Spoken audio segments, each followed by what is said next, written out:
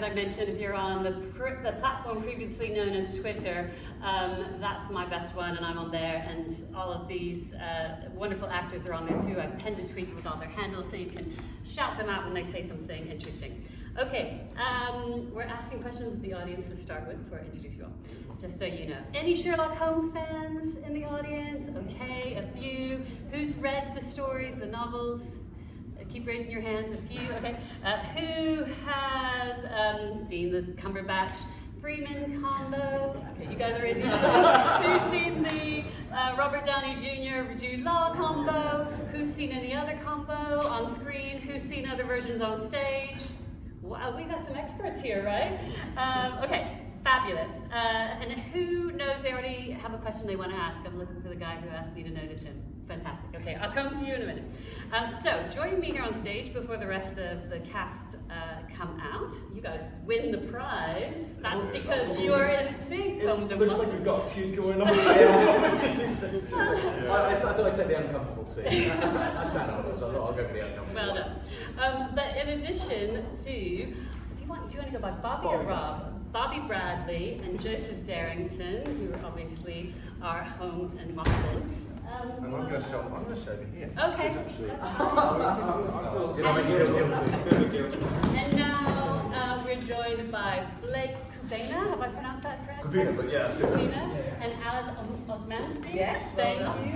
And I've got an He's pretty Okay, there he is. And our incredible baddie, Moriarty, Gavin Molloy. Hi, thank you for joining. So just after to let you all know, we've got some Sherlock experts in the audience. Who've seen like every version going, you can imagine, not to rattle you off. But before we speak specifically about the Blackeyed Theatre, Adrian, I wanted to pull you into this because 2024 is the year, not just the year, but this month, the March of 2024, Blackeyed Theatre celebrates its 20th birthday. So well done, congratulations. And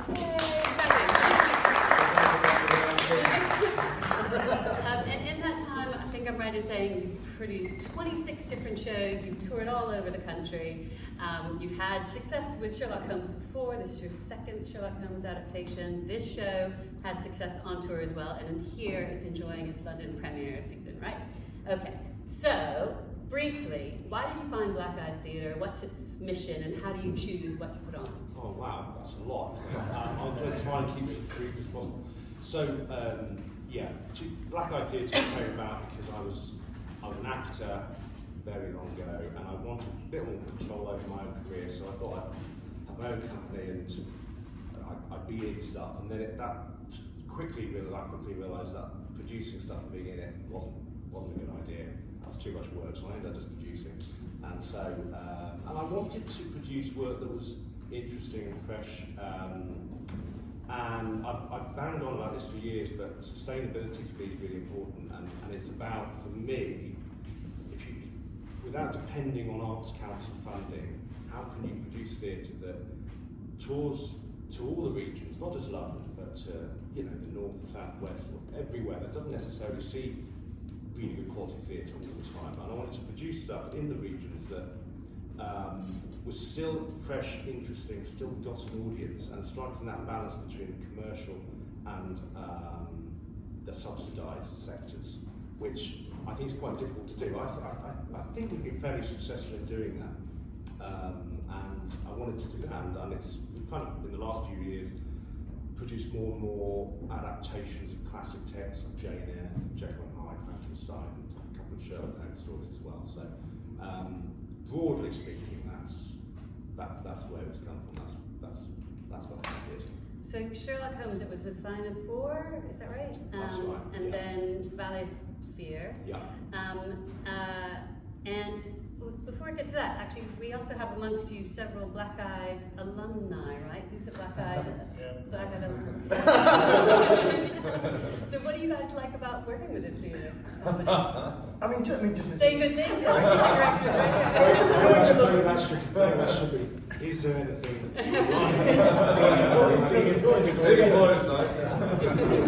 With one eye on the future and potential castings, I think it's brilliant. It's just as Adrian says, it's that balance between commercial and subsidised theatre, that idea of what can you achieve with your own means. And when you have put together such a small tight company, every additional act or every additional suitcase you bring to a show, you've got to carry on the road with you. So that kind of efficiency in storytelling lends itself to such creativity on stage. You know, a little bench, a shout, and a couple of people jittering forward. Suddenly you're on a carriage or a train or top of a cliff or in a western bar. So getting to play with that kind of subtlety in storytelling. I had the great pleasure of doing that with a previous production in 2022 of Frankenstein, which was phenomenal fun. We used live puppetry, singing, live soundscape as well from just found objects as well, which is such a tantalising prospect. So to come back and again do the same with Sherlock Holmes has been great fun. I mean, just top level theatre from an actor's point of view. Anything else you want to say? Yeah, for me, it's always, any job that you do, it's always good fun doing different shows, but like with any work, it's always the people that you're with. The people that you're with and who you tour with, because you live with them, you travel with them, you eat with them, you listen to them all the time, complaining. No. but you're with them constantly, and I think because we show with the Blackeyed Theatre that we have a lot of people doing shows over and over again, it shows that there is this sort of camaraderie, corduroy, one of those, together. So yeah, that's for me the best thing. Actors that keep coming back and keep working for the same company kind of shows that there is a passion for the company itself, and the company does also care. If you've got someone who was an actor before, they understand the struggles, so it helps. And it's not just actors that come back. Nick Lane, who adapted and directed this wonderful production, he's also worked for you several times as well, Adrian. Yeah, he's amazing. He's adapted Jane Eyre, Jekyll and Hyde, Frankenstein. Yes, thank you. Frankenstein, 2 Sherlocks. He's brilliant, and he hails from Hull, and he was artistic associate Hull Truck for many years with John Godber. So he learned everything he knows, a lot of what he knows from John Godber. And of course, John Godber's known for, 3-handers, 4-handers, whatever, multi-roles, and you do a lot with nothing. You can create a world using a couple of chairs or a couple of beanbags, So he's very much from that world, and it was a great marriage really when he came along. I talked to him about Jekyll and Hyde because that's kind of where we come from as well. That's sort of, how can you produce a world using not that much, and so that has worked really well, and the nicest guy you will ever meet. Wonderful. If you haven't got the programme, I encourage you to get it, because there's also a great interview with Nick in it, as well as history of the Molly Maguires, which is the real gang that is portrayed in the Pennsylvania sequence, and a great interview with I love it. He's not called a movement director anymore, but an action designer, so that's fun. I thought Action Man was a bit on because he's jump up, fall down, run about, roll over, and he's like, yeah, you can do that. We're like, yeah. Very good. Okay, Sherlock fan in the second row, what's the question? Yeah, thank you all for your wonderful performances. I can tell a lot of work has gone into it. Can I just ask how long rehearsals were before all the cast felt they got it down pat? And actually, this show was toured previously. Were any of you involved Yes. on the tour? Well, all of us apart from Bobby. So it's just a new Sherlock. So before we toured it for about 9 months back in 2022, 23, and I think we had 3 weeks. 3 weeks then. We had 5 days. Four with Bobby. Yeah. Yeah, and No a lot, pressure, no no pressure at all. But again, the kind of testament to that is the incredible structure that was around that. The 4 actors coming back and the company as is made such a great space for me to kind of explore that. And while at the end of 4.5 days, there was still a lot of big question marks. I'm not saying everything is perfect on every show, but the learning it on the road with an audience, once you have the audience, that's when the show really starts to take shape. So when we got out in front of audiences, everything started to click together as well. So with that experience, it's been such a joy to put this back on. Yeah. Blake, what was the highlight of the tour? The previous tour? Yeah. Gosh, what was the highlight? Well, I love playing spaces like this. So because we do a lot of end-on proscenium stuff as well. But I would say my highlight was when we played Scarborough. The Stephen Joseph was a very beautiful theatre. And it was similar like this. We had 4 sides rather than 3. And yeah, I think it's when you really get to find a lot of the kind of more filmmaking nuancey bits in the text. And like I said, we have 3 weeks to put it together, and then you find it on the road with different artists and that sort of thing. But it's kind of neat in these sorts of venues where you get to really get into the detailed stuff. Yeah. It's really fun. Yeah. Gavin, has the show changed at all? And 2, is it different performing it in front of London audiences as opposed to regional audiences? Well, I think to tack on to what Blake was saying, the play morphs slightly with each venue you go to, and this is a completely sort of different venue. We haven't had something like this for a while. They have mostly been aimed on sort of big, lovely big theatre halls and things like that, which is great. But when you come to a space like this and you realise it becomes a lot more filmic, and it changes lots and lots of things. So we're still learning all the time. So it's quite an organic thing. Sorry, what was your question? London's different. Are Londoners different? I think is London different. I think it is pretty. I mean, from the few shows we've had here, it's been really warm and really sort of.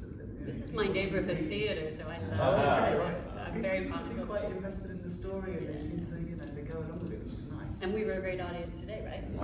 Okay. The best. Audience, I see a hand. Yes. Do you have someone backstage to coordinate all your costume changes? Yeah.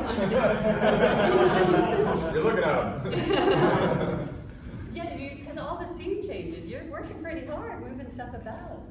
Do you ever bring on the wrong prop or have any? Oh, yesterday I walked on without a key prop in one of the scenes. Which one? Oh, the binoculars. And genuinely, I was sitting there thinking, going, is it right if I just do a stakeout like this? I think Nick, to go back as well to what Adrian was saying, Nick is such a master at this stuff. I don't know how he works it all out, but he'll put a speech just to cover that quick change. It's so clever. Yeah. It's one of the things that you rehearse as well, like we go over moments to practice a quick change. That's kind of what a lot of the time is taken up doing, because it is quite specific, going, right, I've got to do this here and then I've got to get to that side and then come on here, and there's just enough time. I mean, it's quite clever what he's done in the adaptation, isn't it? Because the story of the backstory in Pennsylvania is in Conan Doyle's version, but it is obviously two separate. So the fact that he's interlaced them, I mean, that keeps you on your toes as actors, right? But it makes it much more engaging to watch because you're kind of following along. But do you enjoy that kind of aspect of the performance, switching between? Do you have a favourite narrative or a preferred character, preferred accent? I couldn't keep track of all that. I mean, it's a real gift to act, to get to be able to jump from playing a cowboy to a poppy English guy. You get the full. It's a real acting gift. It's a big challenge. Yeah. And for you, I was just so waiting for is White Mason not coming back? Hold that space. We haven't announced year after next yet. So. Yes, here. Yes. So I was brought up on Conan Doyle. Could you just raise your voice a little bit? We can. Sorry, I was brought up on Arthur Conan Doyle. Yeah. And the imaginary of everything to do with Sherlock Holmes was just incredible. I'm so sorry, I've forgotten your name. Joe. Dr. Watson, you were everything that was described in Conan Doyle. So the way you acted, the way you spoke was just as I imagined it when I read the books. So my question is to Sherlock. Bobby. Conan Doyle wrote an incredibly complex character on which we know that Agatha Christie then started to create her characters and stuff, and he was an immensely complex human being, almost asexual, but intensely cerebral, but very flawed. How did you yourself go around creating for yourself to make sure that you could be authentic to Conan Doyle, but also make sure it's created for a modern audience? Yeah, absolutely. I think with this production as well, having the source material right on hand as well, going straight back to the novel to see what's there to begin with, absolutely. But also kind of pairing that up with the adaptation at hand that Nick has produced. And having faith in the kind of production as is, because while this is, for greater and lesser extent, a very faithful production in terms of the overall story, to service that story from a theatrical point of view. A lot of the novel then taken up on the theories and machinations within Holmes's head that we hear from Dr. Watson. We've got a lot of that narration. Because watching someone on stage just work it out in their head, not the best theatrics. So giving that some space, particularly finding qualities of movement, moments of stillness, the stark contrast between the moments where he is taking it all in and where he is absolutely throwing it out. Because as he is in the novels, as he is in this adaptation, he's someone that when he's got the scent of the hunt, he is nothing stopping him. And almost to his detriment in many of the adventures as well. So kind of the excitement you find living on that edge of that moment in every show we do, I think has been something wonderful. And as you say, partnering up with such a phenomenal Watson to kind of keep that ground and keep it connected has been such a joy to play with. The adaptive director mentions that was one of the two great challenges when he was approaching it, like how to bring something new to the exploration of the relationship. For you guys as actors, I mean, she's just touched on it, she has conjured in her mind a version of these very, very famous characters from the page. But these are characters that are not only famous for 150 years of literature, but obviously many, many famous interpretations. Is that daunting for you to take this? Yes. Yes, yes. Very, because everyone has their own Oh my gosh, version. we've got, Basil Rathbone Yeah. was Yes. just Yes. the epitome of. Okay, all right. So But it's no, daunting. I thought you did brilliantly. Sorry. But Basil Rathbone means yeah, thank God he's dead. You know. So it is daunting. But to a certain extent. it was really amazing in terms of what you did. Yeah, Thank God he's dead. it's definitely Basil Rathbone, Peter Cushing, Benedict Cumberbatch, Robert Downey Jr., so many other huge names out there. Cumberbatch. Oh wow, okay. Here he is!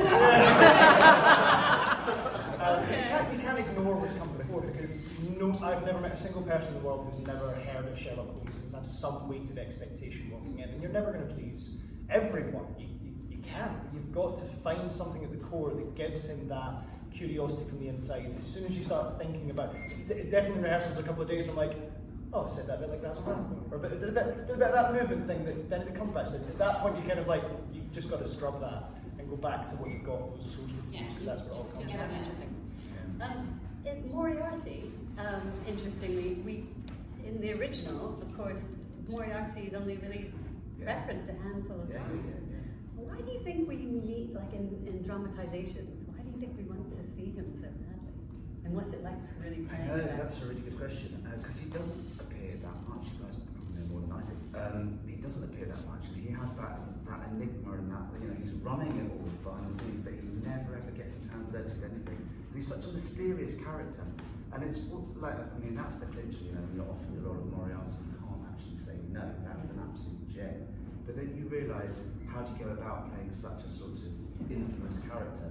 And then, again, with Nick's writing, that absolute pearl of that scene, you don't have to do this. It's all there in that writing. It's really haunting. It's really. So I think the strength is in Nick's writing there, definitely to create that. Very good. It's quite. Well, it was wonderful, wonderful. Thank you very much. I think the final question. I'm so sorry, can't see. Yes, over there. Congratulations, fabulous performance. But I want to know the three main people who played the roles, not that other people's roles weren't performed. Which Holmes is your favourite of all the ones you've seen? Which Watson is your favourite? And which Moriarty? Some other actors that have played. Well, of course, our favourites are right here.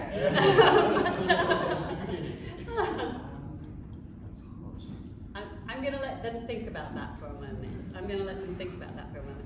But I kind of want to widen it out. I'm wondering, for all of us on the stage, do you think that, what is it that endures? What is our enduring fascination with these stories, with Sherlock Holmes and Dr. Watson? And do you think we'll be here in another 150 years and people will still be reading and performing it? No, you will.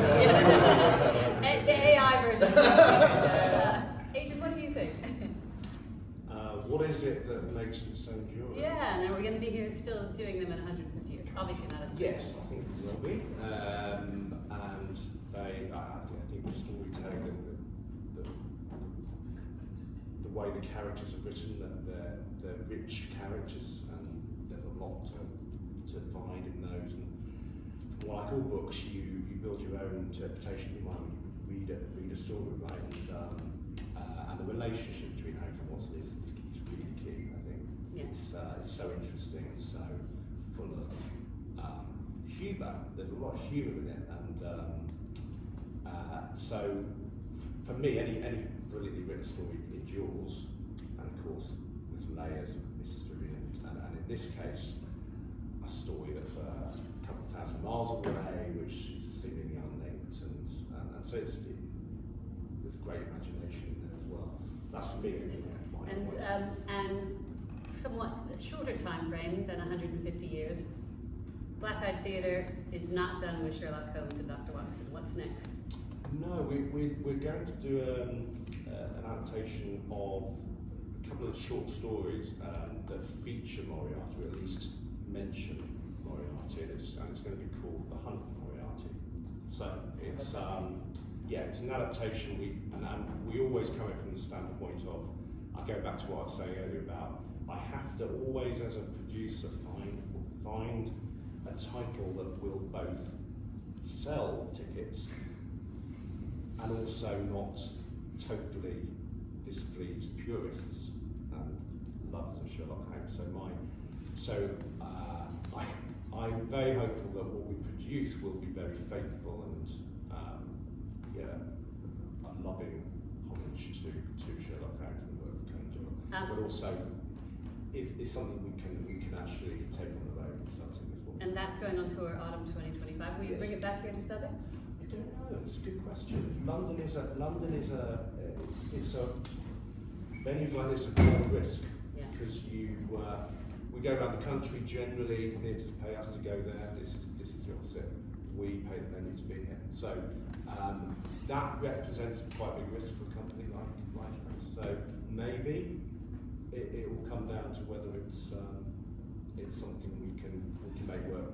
Well, thank you for taking that risk. In the meantime, the show is running here until the final date? 13th of April. 13th of April. So you guys, I'm coming back to you, by the way, with this man's questions, so don't think I forgot.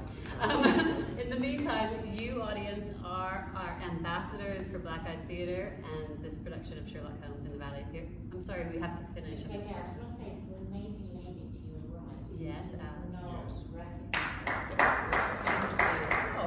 You played incredible characters beautifully. Oh, thank you. Not even touched upon, Mrs. Hudson and the character that you've been playing. I was going to say you've been absolutely amazing. Oh, I know, that's lovely. Beautifully done. I absolutely agree, and all of these actors are some of the hardest working actors you will ever see on stage. I'll promise you that. Yeah. As you've already said, they don't just come on stage and do their stuff, they go off stage and they do their own costume changes, they reset props.